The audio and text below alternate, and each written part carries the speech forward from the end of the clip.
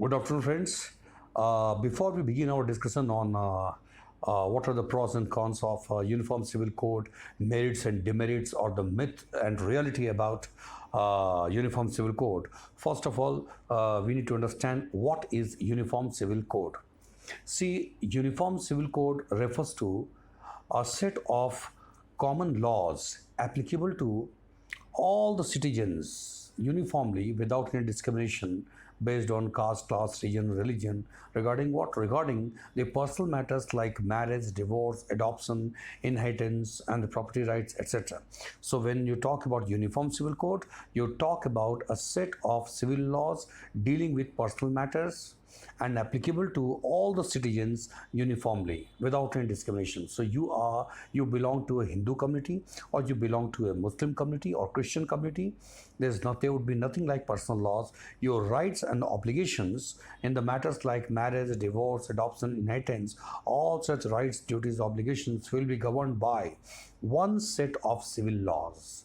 One set of civil laws. So Uniform Civil Code means one set of civil laws commonly applicable to all in personal matters. So having discussed what is Uniform Civil Code, let's come to myth and reality about the Uniform Civil Code. Now you should ask me, why myth and reality? Why myth? Because there are certain groups, communities, or vested interest who are spreading some kind of rumor, or they have launched a kind of misinformation campaign regarding Uniform Civil Code. Why? Because they don't want Uniform Civil Code to come in our country. Because in the given situation, the existing situation, when you don't have Uniform Civil Code, they become the master of their community and they decide the right and wrong related to marriage, divorce, adoption, inheritance. So they become the master, they become the judge, and very often they end up taking arbitrary decisions, or they give arbitrary judgments. So they think that if Uniform Civil Code comes, when everything is governed, will be governed by a law enacted by the parliament, and the matter will be decided by the ordinary courts of law. So what will happen to their privileged position? That's why they are spreading some kind of myth, they have launched misinformation campaign to stop Uniform Civil Code from becoming a reality. So we are going to blow up all such myth, one by one, and I will also tell you what is the reality. So myth number one, Uniform Civil Code is unconstitutional. But what is the reality? Uniform Civil Code has a constitutional basis. The directive principles of state policy in our constitution under Article 44 clearly states that the state shall endeavor to secure for the citizens a uniform civil code throughout the territory of India. So it means there is a direction. There is a direction under directive principles of state policy. Directions to whom? The central government and state government, that you should make effort to bring a set of civil laws dealing with personal matters commonly or uniformly applicable to all the citizens. Why? Because directive principles basically aims at securing socio-economic justice for the people of this country. Unlike fundamental rights, directive principles are not directly enforceable. To enforce any provision of directive principles of state policy, the government needs to get a law enacted by the parliament. So for Uniform Civil Code also, we will have to do the same. And for implementation of directive principles of state policy, sometimes constitution is also required to be amended. So there is a reference to Uniform Civil Code in our constitution, and it is expected of the government to bring it into execution. So there is nothing like unconstitutional about Uniform Civil Code. Rather, it is the moral responsibility of the government to bring it into execution. Now come to myth number two. Uniform Civil Code. What is that? Uniform Civil Code will encroach upon the religious and cultural rights of the communities and will lead to abolition of their rights to follow customs, traditions, rituals, etc., which they have been following since long. This is the myth. And what is the reality? Reality is this, that Uniform Civil Code basically aims at bringing all those matters, only those matters under one umbrella legislation which are basically secular in nature, like marriage, divorce, maintenance, adoption, inheritance, property rights, etc. It means there will be no interference at all in the religious and cultural matters of the people in day-to-day life. They will keep performing all the rituals and customs the way they have been doing over the years. What does that mean? It means there are certain secular matters like marriage, divorce, maintenance, adoption. In matters की बात आप करते हैं, these matters are not so much religious. These matters are secular in nature. It means when you deal with such matters, the consequence remains the same for the people irrespective of their caste, class, region, religion or community.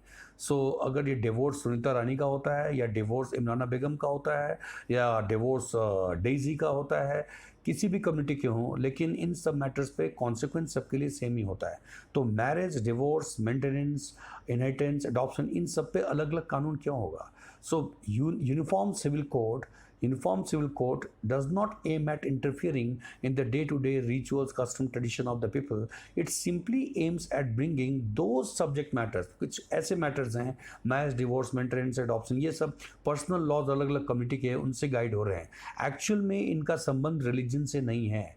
ये matters secular हैं और ये matters सारी community के लिए same होनी चाहिए. उनके सेम राइट्स होने चाहिए, सेम ऑब्लिगेशंस होने चाहिए, तभी हम कह सकते हैं कि हमने सब लोगों के साथ जस्टिस किया. सो ये है रियलिटी यूनिफॉर्म सिविल कोड की. It does not aim at encroaching upon the customs, traditions of different communities. It basically aims at bringing out those matters which are not religious but still containing within the bounds of religious rights. These matters are to be brought under one integrated umbrella legislation, so that regarding these matters, rights and obligations of different individuals, groups and communities should remain same. Whatever be the community, it remains same. This is the idea. Now come to myth number 3. It is a part of conspiracy to gradually destroy the distinct cultural identity of a minority community. And what is the reality? Reality is this, that Uniform Civil Code shall apply uniformly to all of us, irrespective of class, caste, gender, religion. And Uniform Civil Code will rest on the foundation of justice, liberty and equality as enshrined in the preamble of our Constitution. It draws inspiration from the contemporary value system of society to remove one other kind of discriminations and disabilities against individuals, groups and communities, more particularly against women. And there is nothing to do with majority and minority community. So Uniform Civil Code has nothing to do with one other minority community or majority community. Basically, it aims at bringing a uniformly applicable set of civil laws dealing with the personal matters, like marriage, divorce, adoption, inheritance, property rights, and dealing the subject matters in such a way that no group, no individual community is subjected to any kind of disability. Everybody could live the normal life, and justice could be done to all, and there should not be any kind of discrimination. So UCC or Uniform Civil Code is not just about enacting a law and imposing it from above and to encroach upon the rights of different communities. No, this law has to be based on, or this law is going to be inspired by the contemporary value system of the justice, liberty, equality, or for the gender sensitivity. All such things will be incorporated. Otherwise, there will be no meaning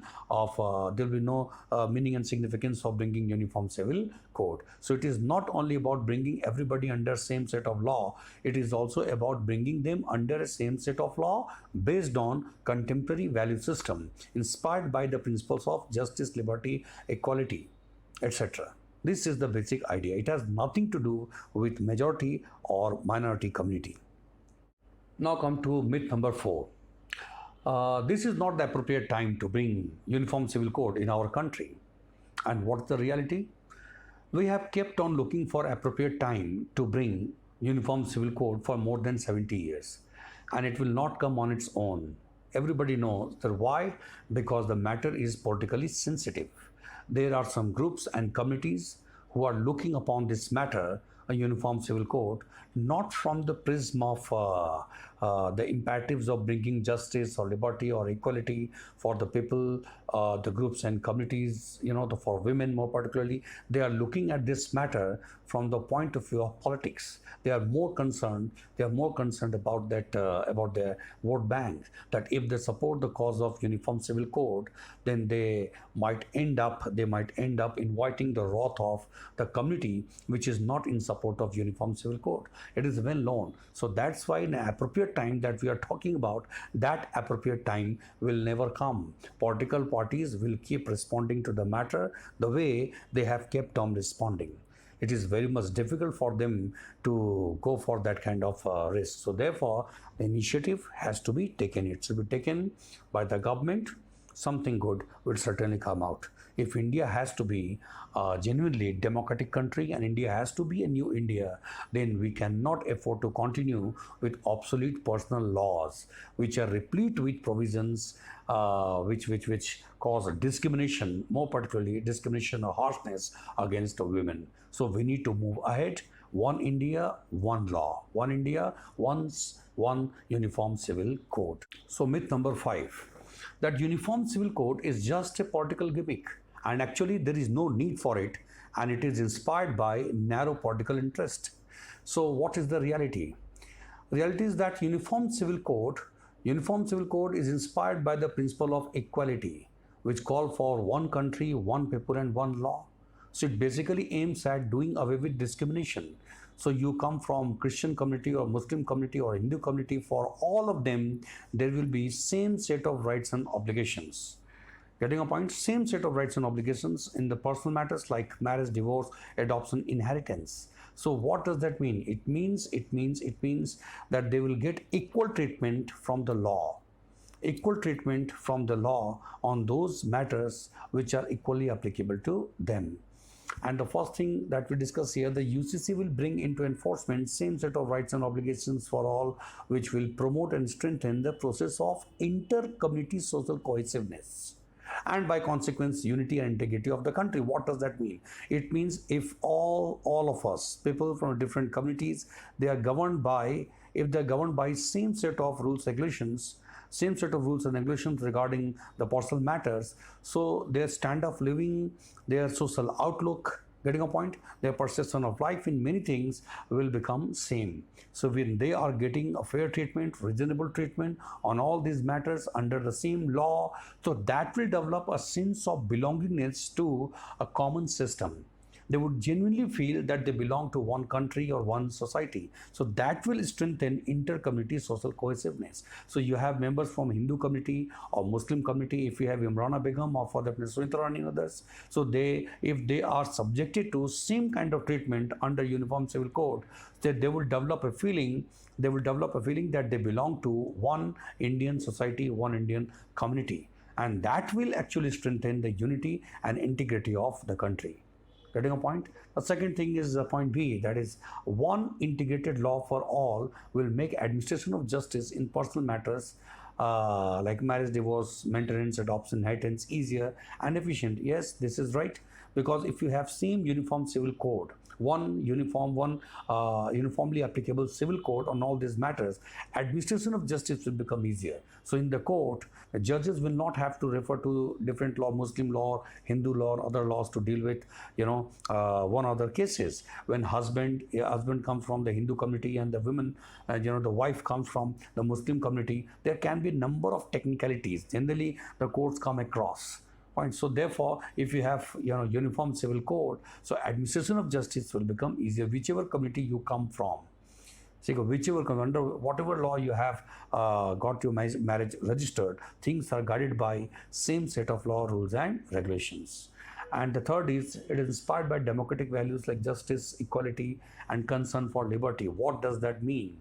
That uniform civil code is not only about one law applicable to all. This one uniformly applicable civil code will be based on contemporary notion of what is right and wrong, contemporary notion of what is justice, gender equality, gender sensitivity, equality, fair treatment, reasonable treatment. So things should be it with the various provisions in the Uniform Civil Code will certainly stand the scrutiny of rationality or justice or equality, gender sensitivity, and many more things. So that will certainly improve the quality of life of people, more particularly women. This is the beauty of Uniform Civil Code. And last but not the least, it will dilute the separative sense among the communities.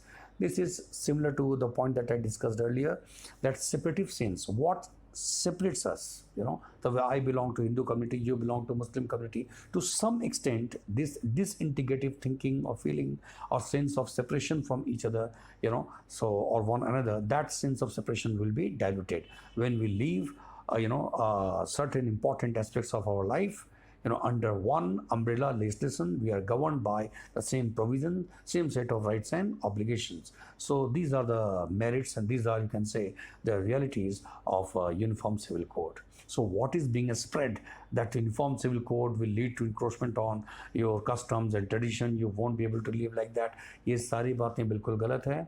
Muslim community के लोग हैं वो वैसे ही नमाज अदा करेंगे, वैसे ही मुहर्रम मनाएंगे, रमज़ान वगैरह सब कुछ वैसे ही फॉलो करेंगे. हिंदू कम्युनिटी के लोग भी अपने पूजा पाठ और सारी चीज़ें, और क्रिश्चियन कम्युनिटी के लोग भी सब वो करेंगे जो वो लंबे समय से करते आए हैं. केवल उन्हीं मैटर्स को यूनिफॉर्म सिविल कोड के अंदर लाया जाएगा जिन मैटर्स का रिलीजन के साथ कोई संबंध नहीं है, वो सेकुलर मैटर हैं. उन मैटर्स पे हम सब लोगों के राइट्स ऑब्लिगेशन सेम होनी चाहिए. This point, I think the point is clear. This is Uniform Civil Code. Thank you. Therefore, Uniform Civil Code, one can safely say that is not going to adversely affect or to restrict the scope of religious and cultural rights of the groups and communities. Yes, what will come to an end is the arbitrary exercise of power and authority by some religious leaders, in the name of personal laws, in the name of religious and cultural rights. So, sorry, that arbitrary exercise of authority related to the matters like marriage, divorce, adoption, that will come to an end. So there will be one integrated set of civil laws at the top to govern, our day-to-day life related to these matters like marriage, divorce, adoption, inheritance. That will put to an end the injustice or the discrimination, more particularly against women, and will bring our civil laws on modern, democratic, progressive lines to the benefit of people and society. Thank you.